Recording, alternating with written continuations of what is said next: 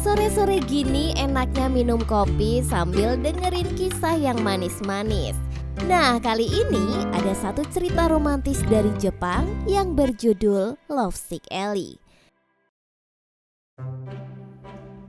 Kisah ini dibuka dengan cerita Eriko Ichimura, seorang siswi SMA yang merasa hidupnya biasa-biasa aja. Bahkan dia cenderung tidak terlihat oleh orang lain. Setiap hari dia hanya bisa mengamati Akira Omi, seorang cowok populer yang tampak sempurna di mata semua orang. Dia ganteng, ramah, dan punya banyak penggemar. Omi bahkan disebut sebagai idola di sekolahnya. Eriko yang sangat terpesona oleh sosok Omi mengisi waktu dengan membayangkan mereka menjadi sepasang kekasih dan menuliskan semua fantasinya itu di akun Twitter anonim bernama Lovesick Ellie. Namun dunia Eriko berubah drastis ketika dia secara tidak sengaja menemukan sisi lain dari Omi yang selama ini dia anggap sempurna. Ternyata Omi tidak selalu berperilaku baik. Dia bisa berkata kasar dan tidak seideal yang Eriko bayangkan. Yang lebih mengejutkan, Omi ternyata tahu tentang fantasi-fantasi yang Eriko tuliskan tentang dirinya. Bukannya marah atau jijik, Omi ini malah merasa Eriko itu lucu dan mulai mendekatinya.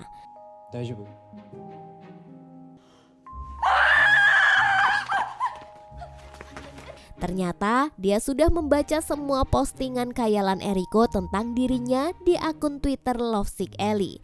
Eriko terkejut dan mengira Omi akan marah, tapi yang terjadi justru adalah sebaliknya. Dia bahkan langsung menggoda Eriko dan mengatakan bahwa dia bisa membuat semua khayalan itu menjadi nyata, asalkan Eriko menjaga rahasia tentang apa yang baru saja dia lihat. Dan terjadilah momen yang tampak Omi mendekati Eriko seolah ingin menciumnya.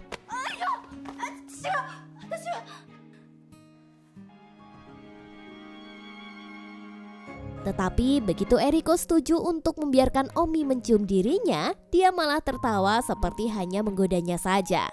Dia pun pergi begitu saja sambil mengingatkan Eriko untuk menjaga rahasia mereka. Setelah Omi pergi, Eriko merasa seperti sedang bermimpi. Dia tidak percaya bisa mendapatkan perhatian dari sang pujaan hati. Suatu hari, Eriko tanpa sengaja menabrak seorang cewek yang membawa jersinya Omi.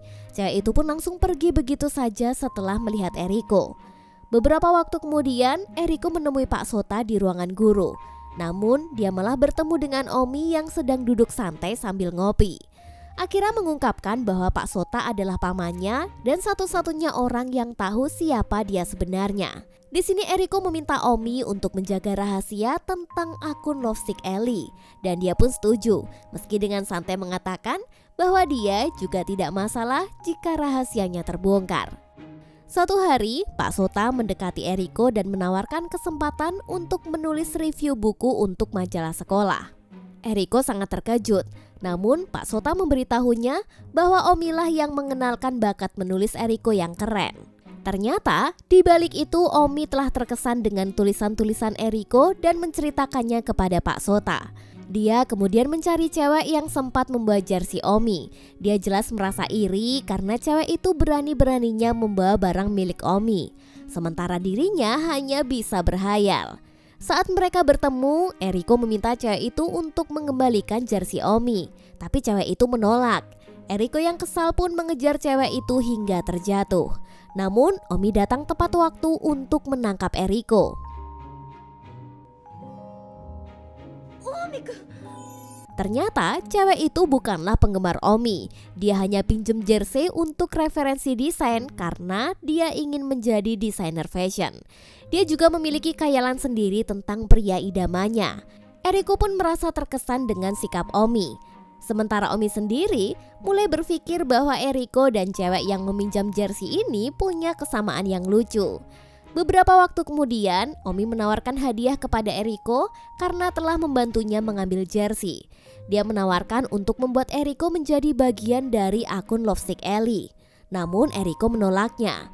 Dia lebih memilih agar Omi tetap menjadi dirinya sendiri, seperti saat pertama kali mereka bertemu di ruang Pak Sota. Mendengar itu, Omi tiba-tiba menaruh jersinya di kepala Eriko dan menutupi wajahnya lalu mencium keningnya dengan lembut.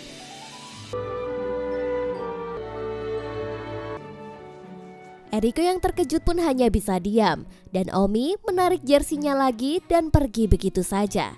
Eriko merasa senang, meski hanya sebentar, dia merasa bisa merasakan sentuhan Omi melalui jersey itu. Beberapa hari kemudian Eriko mulai berteman dengan Sarah. Sarah adalah cewek yang dulu meminjam jersey Omi, serta Leo, teman masa kecil Sarah yang kebetulan juga kakak kelas mereka. Eriko menceritakan tentang ajakan kencan dari Omi. Namun Sarah justru berkata kalau itu hanya permainan darinya karena dia menganggap Omi ini adalah seorang playboy. Sementara itu, Leo berpikir sebaliknya. Dia mengatakan bahwa jika Omi benar-benar mengajaknya kencan, itu berarti dia serius. Suatu hari saat Eriko sedang pulang dari sekolah, Omi tiba-tiba menariknya ke belakang lorong sepatu dan mengajaknya pulang bersama. Namun Eriko yang merasa cemas bahwa Omi hanya main-main, menolak karena sudah berjanji untuk pulang dengan Sarah. Omi yang kecewa pun langsung pergi. Dan meski Eriko buru-buru minta maaf, Omi hanya berkata, dia hanya kepedean saja. Di sini Eriko jadi merasa bingung. Beberapa waktu setelah itu, Eriko terlibat dalam kegiatan menanam bunga untuk mempercantik halaman sekolah. Namun pikirannya justru melayang jauh dan membayangkan momen romantis bersama Omi.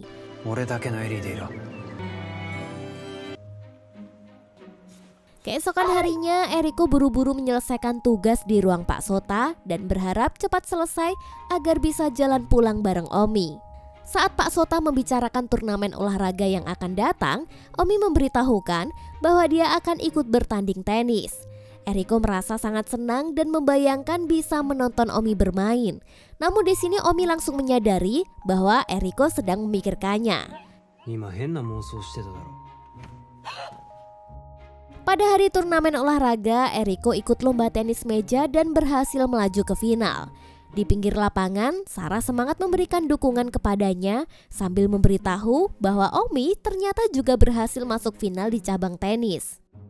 Sementara itu, Omi sedang mempersiapkan dirinya untuk pertandingan final. Namun, dia mendengar beberapa anak dari klub tenis membicarakan dirinya dengan buruk.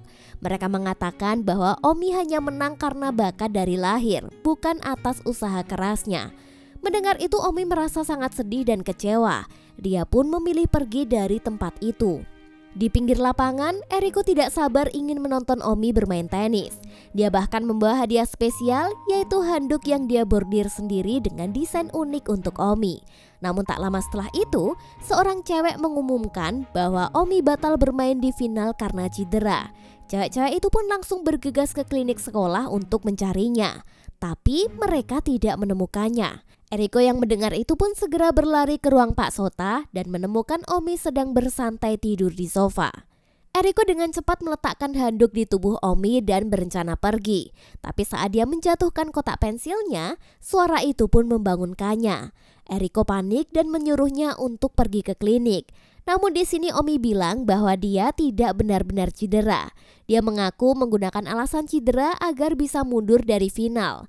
Karena dia merasa tidak ada yang peduli jika dia tidak ikut. Eriko pun langsung tidak setuju. Dia mengatakan bahwa pasti ada banyak cewek yang peduli kepadanya. Omi pun hanya santai dan menjawab bahwa mereka hanya ke bawah suasana. Saat Eriko pergi, Omi mengambil handuk yang diberikan Eriko dan terkejut melihat pesan yang dibordir di sana.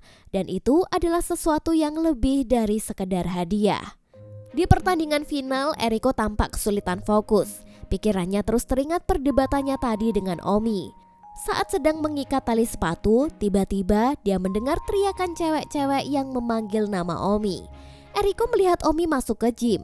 Dia memakai handuk yang dia berikan dan ternyata Omi datang hanya untuk mendukungnya dan memberikan semangat agar dia bisa memberikan yang terbaik di final. Dukungan Omi membuat Eriko kembali semangat. Dan meskipun akhirnya dia hanya meraih juara kedua, dia merasa sangat bahagia. Teman-temannya pun memuji dan berterima kasih atas usaha kerasnya. Setelah pertandingan itu, Eriko mencari Omi di kelas untuk minta maaf karena sudah teriak-teriak. Dia juga menyampaikan betapa sedihnya melihat Omi mundur dari final. Meskipun Omi selalu memberikan yang terbaik di setiap kompetisi, Eriko tahu betul bagaimana Omi menjaga fisiknya. Bahkan latihan tenis setiap malam sampai tangannya pegal. Dia berharap di sini Omi mau beristirahat dan tidak memaksakan diri. Saat Eriko hendak pergi, Omi tiba-tiba memeluknya dari belakang. Eriko yang kaget langsung malu dan mencoba menutupi wajahnya dengan handuk. Omi akhirnya mengungkapkan perasaannya, dan Eriko merasa sangat bahagia karena dia juga menyukai Omi.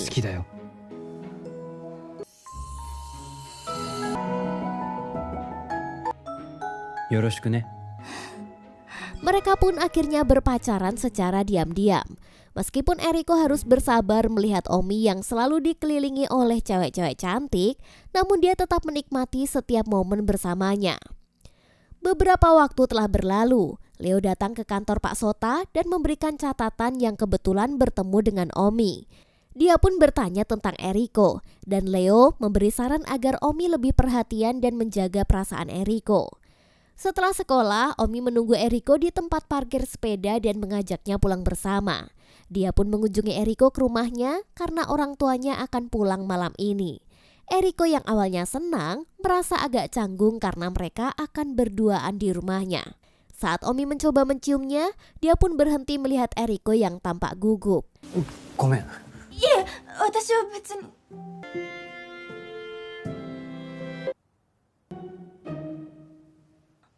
間違って近江くんのアダルトゾーンに。Hari pun berganti. Suatu hari saat Omi sedang berjalan ke sekolah, dia bertemu dengan teman lamanya yang bernama Aoba. Dia ini ternyata adalah seorang pemain tenis. Cewek-cewek yang melihat Omi langsung heboh. Namun Omi memilih untuk pergi. Sementara itu, Eriko sedang membalas Twitter dari akun Candy yang mengatakan bahwa Eriko terlihat lebih bahagia belakangan ini.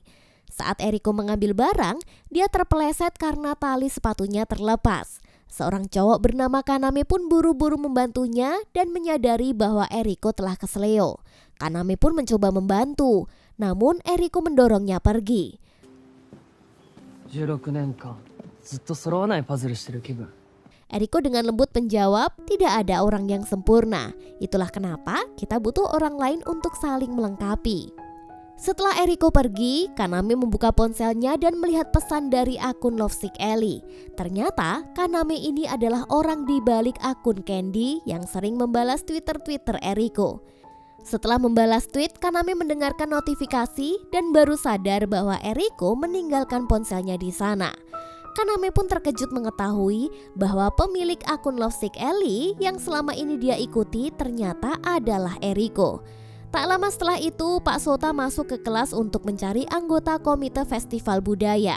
Teman-teman Eriko memilihnya menjadi wakil kelas karena penampilannya yang sangat memukau di turnamen olahraga.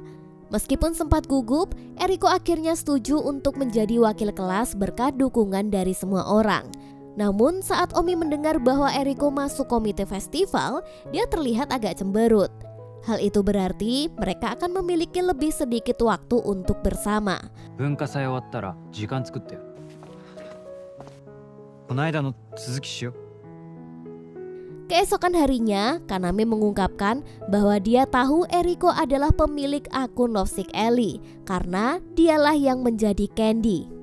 Eriko khawatir Kaname akan mengancamnya, tapi ternyata Kaname hanya ingin berteman.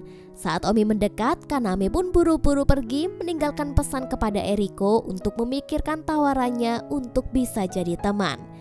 Omi pun menyarankan Eriko untuk menolak tawaran itu, tapi Eriko merasa iba melihat Kaname yang kesepian. Di sisi lain, Omi yang mendengar tentang pertandingan tenis antar wilayah berjanji akan menang dan meminta Eriko datang untuk mendukung. Setelah itu, Omi juga berjanji untuk berteman dengan Kaname supaya dia tidak merasa kesepian lagi. Pada hari libur, Omi menemani Eriko ke akuarium untuk bertemu Kaname. Sesampainya di sana, Kaname tampak bingung melihat adanya Omi di sana karena dia berharap bisa menghabiskan waktu berdua saja dengan Eriko. Ternyata Kaname hanya ingin berteman dengan Eriko, tapi tidak dengan Omi. Karena Kaname bertanya tentang hubungan Eriko dan Omi, Eriko pun buru-buru menjawab bahwa mereka hanya teman saja. Mendengar itu Omi pun jadi kecewa, sementara Kaname pergi dengan wajah bosan. Setelah itu Eriko minta maaf kepada Omi dan mengungkapkan bahwa dia tidak ingin hubungan mereka jadi perhatian publik. Namun Omi merasa bahwa Eriko mungkin memiliki perasaan lebih untuk Kaname. Karena di situ Eriko terlihat lebih memahami Kaname. Eriko langsung membantah itu. Dia menjelaskan bahwa dia hanya ingin berteman dengan Kaname karena dia mengerti betul bagaimana rasanya tidak memiliki teman. Eriko menambahkan bahwa Omi mungkin tidak memahami perasaannya karena dia selalu dikelilingi oleh penggemar. Omi yang sudah terlanjur cemburu tanpa sengaja mengungkapkan bahwa mereka harus putus. 俺なんかより要と付き合えば Setelah itu, dia berhenti menulis di akun Twitternya. Dia juga semakin sibuk mempersiapkan festival budaya dan fokus pada latihan untuk turnamen tenis antar wilayah. Namun, beberapa anggota komite festival budaya mengalami keracunan makanan dan Eriko terpaksa menggantikan peran anggota komite lainnya. Di tempat berbeda, Leo mendekati Omi dan memberitahunya tentang masalah yang dihadapi Eriko. Meskipun Omi mengatakan bahwa mereka sudah bukan pasangan lagi, Leo mengingatkan bahwa setidaknya dia tetap harus melakukan sesuatu untuk Eriko. Omi pun akhirnya memutuskan untuk mencari Eriko di kelas. Namun ketika dia tiba di sana, dia malah melihat Eriko sedang mengobrol dengan Kaname. Eriko pun menceritakan kepada Kaname betapa selama ini dia merasa diabaikan. Bahkan tidak ada yang benar-benar memperhatikan kehadirannya. Semua itu berubah sejak Omi masuk ke hidupnya, karena Omi adalah orang pertama yang benar-benar mengerti dia. Mendengar itu Kaname meminta maaf kepada Eriko dan mengatakan bahwa dia tidak bermaksud mengganggu hubungannya dengan Omi. Dia pun menyemangati Eriko untuk berdamai karena tidak ingin melihatnya bersedih. Sementara itu Omi yang mendengarkan percakapan itu memutuskan untuk pergi ke lokasi pertandingan dan bertekad untuk membuktikan janjinya kepada Eriko. Beberapa jam berlalu, Eriko sedang sibuk dengan tugasnya sebagai ketua komite festival budaya. Sementara Omi terus bertanding di setiap babak turnamen tenis. Omi pun akhirnya mencapai final dan akan bertanding melawan Aoba. Namun, beberapa anggota komite festival mulai mengeluh kepadanya. Dia menyebut sebagai pemimpin yang tidak ada gunanya dan juga tidak efektif.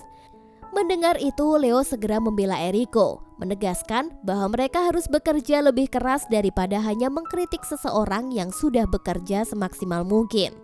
Saat Eriko sedang berada di ruang penyimpanan, beberapa barang jatuh ke arahnya. Beruntunglah Omi segera datang tepat waktu dan melindunginya. Eriko pun terkejut melihat Omi yang dengan bangga menunjukkan trofi kemenangan dari final tenisnya. Omi menceritakan bagaimana dia berhasil menang dan Eriko merasa sangat bahagia.